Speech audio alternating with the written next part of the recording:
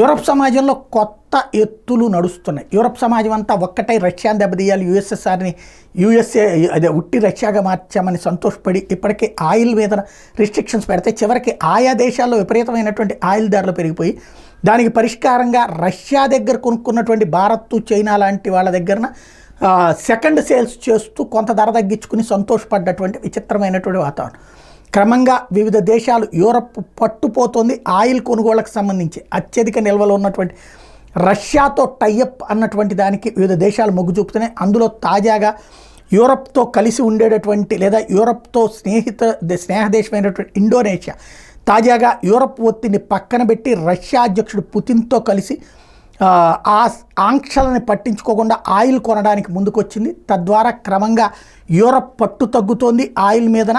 అదే సందర్భంలో రష్యా పట్టు పెరుగుతోంది.